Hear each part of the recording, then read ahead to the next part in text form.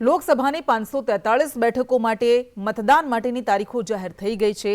7 તબક્કામાં લોકસભામાં વોટિંગ થશે। 19 એપ્રિલે પ્રથમ તબક્કામાં 102 બેઠકો પર મતદાન થશે।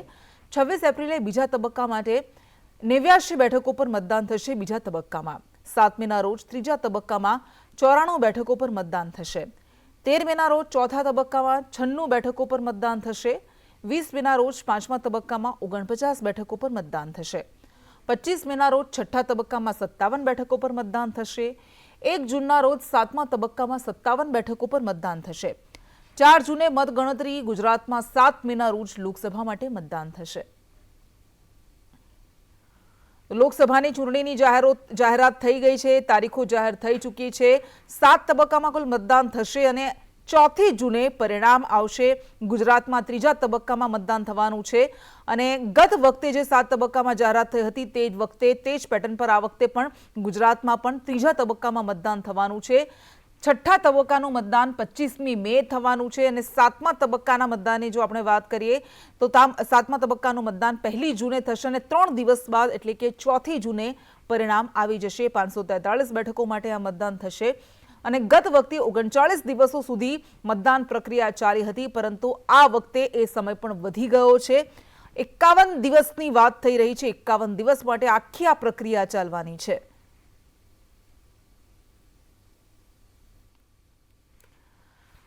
તો આ ગ્રાફિક્સના માધ્યમથી જે રીતે અમે આપને બતાવી રહ્યા છીએ 7 અલગ અલગ તબક્કામાં મતદાન થશે। 19 એપ્રિલથી પ્રક્રિયાની શરૂઆત થશે અને 4 જૂને જ્યાં સુધી પરિણામ આવશે ત્યાં સુધી આખો દેશ ચૂંટણીના રંગમાં રંગાયેલો હશે। 19 એપ્રિલે પ્રથમ તબક્કો, બીજો તબક્કો 26 એપ્રિલે, 7મી મે ત્રીજા તબક્કામાં ગુજરાતમાં પણ મતદાન થવાનું છે। તો ગુજરાતમાં ત્રીજા તબક્કામાં લોકસભાની ચૂંટણી યોજાશે। 7 મેના રોજ લોકસભા માટે ગુજરાતમાં મતદાન થશે। 26 બેઠકો માટે મતદાન થવાનું છે। 4 જૂનના રોજ મતગણના થશે। મત પરિણામો સામે આવશે અને વિધાનસભાની 5 બેઠકો માટે પણ 7મી મેના રોજ જ લોકસભાની સાથે જ વિધાનસભાની પેટા ચૂંટણી પણ યોજાશે। બીજાપુર, ખંભાત, વાઘોડિયા વિધાનસભા માટે આ ઉપરાંત માણાવદર અને પોરબંદર વિધાનસભા માટે પણ પેટા ચૂંટણી થવાની છે। તો ગુજરાતની વિધાનસભાની 5 ખાલી પડેલી બેઠકોને લઈને ચૂંટણી પંચે તારીખોની જાહેરાત કરી દીધી છે। વિજાપુર, ખંભાત, વાઘોડિયા, માણાવદર અને પોરબંદર બેઠક પર પેટા ચૂંટણી યોજાશે, પરંતુ વિસાવદર બેઠક ખાલી છે। જો કે પેટા ચૂંટણીનો કોઈ ઉલ્લેખ કરવામાં નથી આવ્યો અને તેની પાછળનું કારણ છે કે હર્ષદ રીબડિયાએ ભૂપત ભાયાણીની જીતને પડકારી હતી અને મામલો હાઈકોર્ટમાં પેન્ડિંગ છે। તો જેમ વાત કરી, વિસાવદરમાં પેટા ચૂંટણીની કોઈ જાહેરાત કરવામાં નથી આવી અને તેની પાછળનું કારણ એ છે કે હાઈકોર્ટમાં મામલો પેન્ડિંગ છે અને કોર્ટના ચુકાદા બાદ પેટા ચૂંટણી યોજાશે। ભૂપત ભાયાણી કે જેઓ તે સમયે આમ આદમી પાર્ટીની ટિકિટ પરથી જીત્યા હતા, તેની જીતને હર્ષદ રીબડિયાએ પડકારી હતી। હાઈકોર્ટમાં અરજી પેન્ડિંગ રહેતા ચૂંટણી નહીં યોજાય। ભાજપના હારેલા ઉમેદવાર હર્ષદ રીબડિયાએ આ મામલે અરજી કરી હતી। અને ગુજરાતમાં લગભગ 6 જગ્યા વિધાનસભાની ખાલી હતી, એમાંથી 5 આવ્યા છે। કદાચ એક કોઈ સરહદ ચૂકને કારણે કદાચ એક વિસાવદર વિધાનસભાનું નોટિફિકેશન આમાં દેખાતું નથી। અમે એના માટે રજૂઆત કરીશું કે એનું ઇલેક્શન પણ આની સાથે સાથે થઈ જવું જોઈએ। ચૂંટણીની જે જાહેરાત કરવામાં આવી છે તેમાં ગુજરાતની જે ખાલી 6 પેટા ચૂંટણીઓ જે કરવાની હતી એ પૈકીની વિસાવદર બેઠક જે સૌથી પહેલાં ખાલી થઈ હતી એ ચૂંટણીને પોતાના નોટિફિકેશનમાં જાહેરાત ન કરી આ ચૂંટણી રદ ગણી છે, તેને હું સખત શબ્દોમાં વખોડી કાઢું છું। બિલકુલ, મને પણ આશ્ચર્ય છે।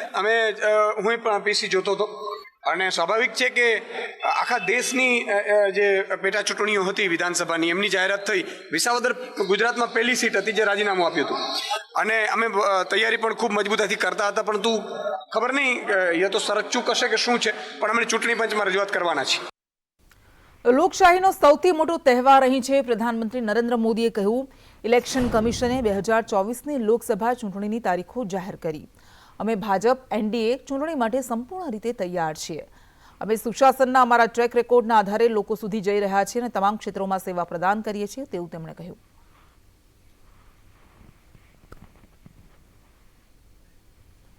તો ચૂંટણી જાહેર થયા બાદ કોંગ્રેસ પ્રદેશ અધ્યક્ષ શક્તિસિંહ ગોહિલે નિવેદન આપ્યું, દુનિયાની સૌથી મોટી લોકશાહી ભારતની છે। ગુજરાતીઓએ દિલથી વિચારવાની જરૂર છે। આપણી કોઠાસૂઝનો ઉપયોગ કરીને મતદાન કરજો. ગુજરાત કોંગ્રેસે ઉમેદવારની પસંદગી માટે નવતર પ્રયોગ કર્યો છે.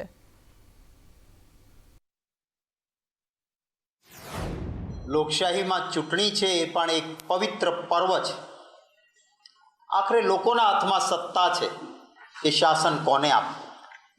આજે ચૂંટણી પંચે 7 ફેઝમાં પેજની લોકસભાની અને 5 રાજ્યોની ચૂંટણીઓની જાહેરાત કરી છે. મને મારા પક્ષ વતી ચૂંટણીની થયેલી જાહેરાતોને આવકારતા ખૂબ આનંદ થાય. 7 ફેઝમાં જે ચૂંટણીઓ યોજાવાની છે એમાં આપણું ગુજરાત એનો ફેઝ એ 3જો ફેઝ છે. અને 3જા ફેઝમાં જ્યારે ગુજરાતની ચૂંટણીઓ છે એમાં 7 ઉમેદવારોની ઓલરેડી જાહેરાત પણ કરી દીધી છે. જે બાકી રહેતું કામ છે એ પણ અમે સમયાંતરે પૂરું કરીને આપની સમક્ષ આ વાત લાવીશું. બનાસકાંઠામાં કોંગ્રેસના ઉમેદવાર ગેનીબેન ઠાકોરે ઘૂંઘટમાં ભાષણ આપ્યું. કોતરવાડા ગામ એ મારું સાસરિયું છે અને એટલે મારો વારસાઈ હક છે. મને તમારે વારસાઈમાં મત આપવા પડશે. દિયોદર તાલુકાને જેટલું આપવું હોય એટલું આપે. મામેરા રૂપે કાયદેસર રીતે હું હક માંગુ છું તેવું ગેનીબેને કહ્યું. કે ગેનીબેન અમે તો 2 વખત તમારું મામેરું ભર્યું અને આજે હું દિયોદર તાલુકા અને સમાકીના જે તાલુકા છે એમની પાસે અધૂરું મામેરું પૂરું કરવા માટે આવી છું. હવે દિયોદર તાલુકા અને જુવારામાં જેટલું આટલા વર્ષમાં બાકીનું હોય એટલું આલોનું કાયદેસર ભાઈએ ભાગ આપવા પડે. વારસાઈ હક છે અને વારસાઈ હક છે ત્યારે હવે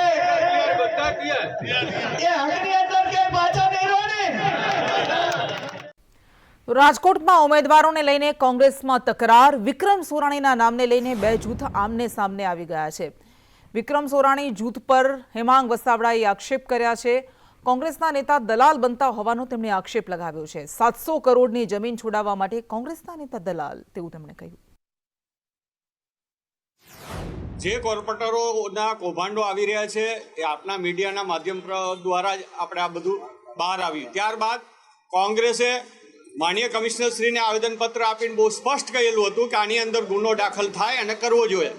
પણ આ કોર્પોરેશનના કમિશનરશ્રી ઉપર જે કાંઈ પ્રેશર હોય અને એ પ્રેશરના હિસાબે ક્યાંક ને ક્યાંક ગુનો દાખલ કરાવતા નથી. કોંગ્રેસ કાર્યાલયમાં આપ અને કોંગ્રેસની સંયુક્ત બેઠક મળી. લોકસભા અને વિધાનસભા પેટા ચૂંટણી અંગે ચર્ચા કરાઈ. પેટા ચૂંટણી પણ ગઠબંધનથી લડવા માટે ચર્ચા કરાઈ છે. કોંગ્રેસ પ્રદેશ પ્રમુખ શક્તિસિંહ ગોહિલ બેઠકમાં હાજર રહ્યા.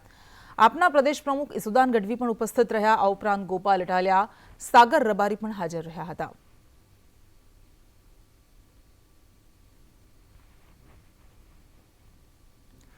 તો લોકસભાની ચૂંટણીની તારીખોનું એલાન થઈ ચૂક્યું છે. 3જા તબક્કામાં ગુજરાતમાં ચૂંટણી થવાની છે. 7 મેના રોજ ચૂંટણી થવાની છે. ત્યારે ચૂંટણી પર્વની જાહેરમાં ચૂંટણી પર્વને લોકોએ મતદારોએ વધાવી છે. મતદારો મત આપવાનો અધિકારનો ઉપયોગ કરીને પોતાની મનગમતી સરકાર બનાવશે. પુનરાવર્તન થશે કે પછી પરિવર્તન, તે જંગમાં મતદારો તેમના અધિકારથી સરકાર બનાવશે, રચશે. લોકસભાની ચૂંટણીની જે આતુરતાપૂર્વક રાહ જોવાતી હતી તે આતુરતાનો અંત આવ્યો છે અને આજે ચૂંટણીની જાહેરાત કરી દેવામાં આવી છે. લોકશાહીનું મોટું પર્વ છે. આ મતદારો પણ આપણી સાથે જોડાયા છે કે જેઓ આ લોકશાહીના પર્વની અંદર મતદાન કરી અને તેની ઉજવણી કરવાના છે. એક મતદાર તરીકે શું અનુભવી રહ્યા છો? ગુજરાતની અંદર 26 લોકસભાની બેઠક છે અને 26 લોકસભા ભાજપના ફાળે જાય છે. એમાં કોઈ બી મત નથી. 97 કરોડ મતદાતાનો મતાધિકારનો ઉપયોગ કરવાના છે. કે જે જાહેરાત કરી છે 7 તબક્કાઓમાં અને ગુજરાત માટે હું દરેક નાગરિકોને અપીલ કરીશ કે તેઓ પોતાના મતાધિકારનો ઉપયોગ કરે અને વિશ્વમાં આપણી લોકસત્તા જે સર્વોપરી છે, લોકશાહી ઢબે અને સમગ્ર વિશ્વની નજર જે આ ચૂંટણી પર રહેવાની છે ત્યારે તમામ 97 કરોડથી વધુ લોકો પોતાના મતાધિકારનો ઉપયોગ કરી અને લોકશાહીને વધુ મજબૂત બનાવે, વધુમાં વધુ મતદાન થાય, બરાબર, અને લોકશાહીનું પર્વ ઉજવીએ. 97 કરોડ જે છે મતદાતા જે છે એને અવશ્ય આ વોટ કરવો જોઈએ અને લોકતંત્રનું જે આ જે છે એનું માન જળવાય. તારીખ અનુસંધાને લોકસભાની ચૂંટણીની સાથે જે વિધાનસભાની ખાલી પડેલી બેઠકો જે છે તેની પણ ચૂંટણી સાથે યોજાશે. મુકેશ પરીખ સાથે ગૌતમ શ્રીમાળી, સંદેશ ન્યૂઝ, અમદાવાદ.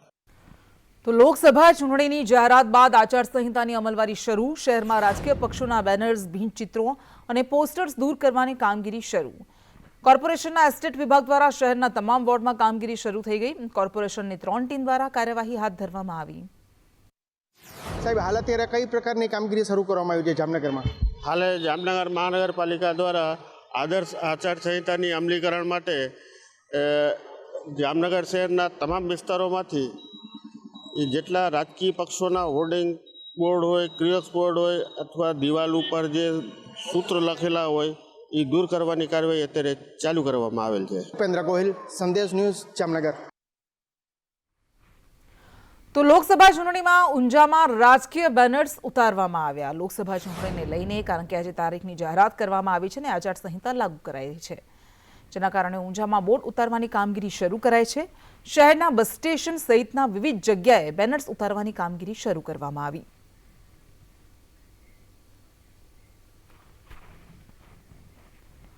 ચોટીલા ગ્રામ્યના કોંગ્રેસ અને આમ આદમી પાર્ટીના કાર્યકર્તાઓ ભાજપમાં જોડાયા. સરપંચો અને સામાજિક આગેવાનોએ ભગવો ધારણ કર્યો. થાનગઢ નગરપાલિકાના કોંગ્રેસના 3 સદસ્ય ભાજપમાં જોડાયા. ધારાસભ્ય શામજીભાઈ ચૌહાણની હાજરીમાં તેઓ જોડાયા. જિલ્લા પ્રમુખ હિતેન્દ્ર ચૌહાણની હાજરીમાં કાર્યક્રમનું આયોજન કરાયું.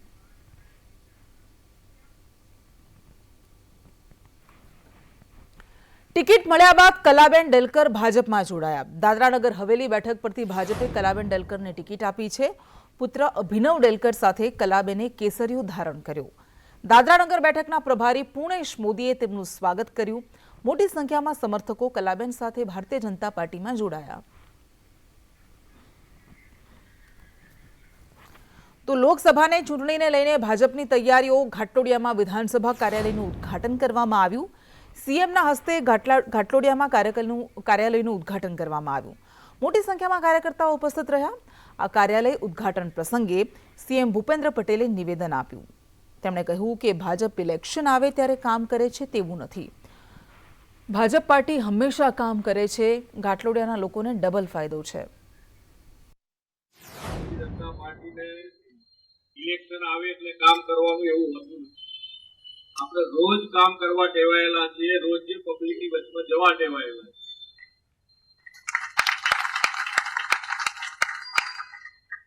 ઘાટલોડિયા વિધાનસભા જે ગાંધીનગર મતક્ષેત્રમાં આવે છે એટલે ઘાટલોડિયા વિધાનસભા વાળાને ડબલ ફાયદા છે.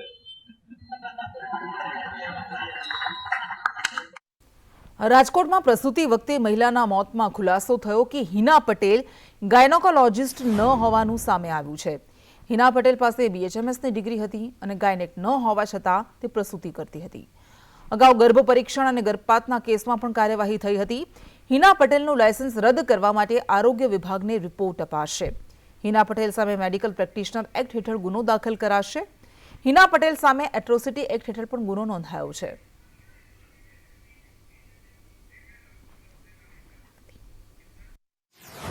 પણ સુવિધા ન હતી, ઓક્સિજનના બાટલા ન હતા, એમ્બ્યુલન્સ હતી નહીં. ડૉક્ટર બધા દોડાદાડ કરતા હતા. 1.5 કલાક સુધી અમને એમ કહેતા હતા કે સારું જ છે, કાંઈ નથી. એ કે હૃદય બહી ગયું છે, હમણાં સરખું થઈ જાય, કાંઈ નથી. એમ કરી હિનાબેન પટેલ અમને એમ જ કહેતા રહ્યા. અમે કહ્યું કે એને કાંઈ વાંધો જ નહોતો. તે અમને ખોટી રીતે જણાવતા હતા કે તેને કોઈ હૃદયની બીમારી છે જે તમને ખબર નહીં હોય, આમને તેમને. પણ એવું કંઈ હતું જ નહીં અને એને કાંઈ બીમારી કંઈ હતી નહીં અને તે બોલતી ચાલતી પણ હતી. જે ડૉક્ટર હિનાબેન પટેલ છે એ પોતે ગાયનેકોલોજિસ્ટ નથી અને BHMS છે, જેથી કરીને એમના વિરુદ્ધ ફરિયાદ કરવામાં આવે છે. પોતાના ક્લિનિકમાં ઓપરેશન થિયેટર ને ગાયનેકોલોજિસ્ટ લગતી ડિલિવરીના સાધનો રાખી ને આ કામગીરી દરમિયાન પાયલબેનનું મૃત્યુ નિપજેલ છે, જેથી પ્રથમ દ્રષ્ટિએ તેમની આ બેદરકારી જણાઈ આવેલ છે. મોતમાં ફરિયાદ પ્રમાણે એવું છે કે એમને ડૉક્ટરે એવું કીધું કે ભાઈ એમને ખેંચની બીમારી છે કે કેમ, તેમજ કંઈ કોમ્પ્લિકેશન ઊભા થયા હશે. લાંબા સમયથી રાજ્યભરની RTO કચેરીનું સર્વર બંધ છે અને લાયસન્સના કામ માટે આવતા લોકો ધક્કા ખાઈ રહ્યા છે. અવારનવાર સર્વર ડાઉન થવાથી લોકોમાં નારાજગી પ્રવર્તી રહી છે. અરજદાર કહી રહ્યા છે કે કલાકો સુધી રાહ જોવા છતાં પણ કોઈ ઉકેલ નથી આવતો. કોલેજના પ્રોજેક્ટ્સ મૂકીને લાયસન્સ કઢાવવા આવ્યો. વારંવાર આવી સમસ્યા થાય છે પણ કોઈ ઉકેલ નથી. અમદાવાદ આરટીઓમાં વારંવાર સર્વર ઠપ થઈ જતા અનેક અરજદારો છે કે જે અનેક મુશ્કેલીનો સામનો કરી રહ્યા છે, જે સતત કેટલાક દિવસોથી આ પ્રકારની સમસ્યાઓ આવી રહી છે અને લોકો હેરાનગતિ ભોગવી રહ્યા છે. કેટલાક લોકો સાથે વાતચીત કરીશું. આપ અપોઇન્ટમેન્ટ લીધી હતી, સર્વર ઠપ છે, કેટલી મુશ્કેલી? કલાક થઈ ગયો છે મને અહીંયા આવ્યાને, પણ હજુ સુધી સર્વર આવ્યું નથી ને એ માટે મને કીધું છે કે ફરીથી તમારે એપોઇન્ટમેન્ટ લઈને સોમવારે કાં તો પછી બીજા ગમે ત્યારે આવવાનું રહેશે. આપનું શું કહેવું છે, કેટલી મુશ્કેલી પડે છે? કારણ કે અપોઇન્ટમેન્ટમાં મુસીબતે મળતી હોય છે સેમ ડેની, અને ત્યારબાદ અહીંયા આવીને આ પ્રકારની મુશ્કેલી. હું પણ 1 કલાકથી અહીંયા આવ્યો છું. મારે 8 દિવસથી એપોઇન્ટમેન્ટ લેવાની હતી, મળી નહીં. આજે એપોઇન્ટમેન્ટ મળી, અહીંયા આવ્યો તો સર્વર બંધ છે. શું કરવાનું? વારે ઘડી આવું જ પ્રોબ્લેમ થાય છે. આજે મારે કોલેજ જવાનું હતું, લેબ મેન્યુઅલ સબમિટ કરવાની હતી, એ બધું છોડીને હું અહીંયા આવ્યો લાઇસન્સ બનાવવા માટે, કેમ કે લાઇસન્સનું એક્સપાયર ડેટ જતું રહ્યો પછી એના માટે બનાવી દઈએ. તો અહીંયા આવ્યો તો સર્વર બંધ છે. કોલેજથી છુટ્ટી પાડવાની, બધું કામ છોડીને ફરીથી આવવું પડશે હવે અહીંયા. ખેડાના ઠાસરામાં અધિકારીઓની લાલિયાવાડીથી પ્રાથમિક શાળાના 900 શિક્ષકોનો પગાર અટવાયો છે. શિક્ષકોના જણાવ્યા પ્રમાણે મહેમદાબાદના શિક્ષણ અધિકારીઓનો ઠાસરામાં ચાર્જ છે, પણ અધિકારી માત્ર 2 દિવસ જ હાજરી આપે છે, જેથી અન્ય કામો અટકી પડે છે. ઠાસરા તાલુકામાં 162 શાળાઓ આવેલી છે, જેમાં 900 શિક્ષકો ફરજ બજાવે છે, પણ અધિકારીની બેદરકારીને પગલે શિક્ષકોને પગારથી વંચિત રહેવું પડ્યું છે. ઠાસરા તાલુકાને છોડીને જિલ્લાના અન્ય તાલુકાના શિક્ષકોના પગાર થઈ ગયા છે, પણ ઠાસરા તાલુકાના શિક્ષકોનો પગાર બાકી છે. શિક્ષકોનો પગાર લગભગ આજે અડધો મહિનો પૂરો થવા આવ્યો છે. શિક્ષકોને ઘણી મુશ્કેલીઓ, એમનું જીવન નિર્વાહ છે આ પગાર ઉપર જ ચાલતો હોય. બાળકોની શિક્ષણની ફી છે, બરાબર, સામાજિક ખર્ચાઓ હોય, અને આ પગારને લીધે ઘણી બધી અમને મુશ્કેલી પડી રહી છે. તો આ પગાર થાય જ સત્વરે એવું ઘટતું કરવા વિનંતી. ઠાસરા તાલુકાની 162 શાળાઓ છે અને 162 શાળાઓના આશરે 900 શિક્ષકોનું છેલ્લા કેટલાય દિવસોથી પગાર થયો નહીં. માર્ચ મહિનાના અમારો આ માર્ચ મહિનાનો પગાર 5 તારીખનો ડ્રાફ્ટ આવી ગયા છતાં ટીપીઓ સાહેબ અને ક્લાર્ક ન હોવાના કારણે આજ દિન સુધી પગાર થયેલ નથી, જેના માટે અમારા 900 જેટલા શિક્ષકોને ઘણી તકલીફ પડી રહી છે.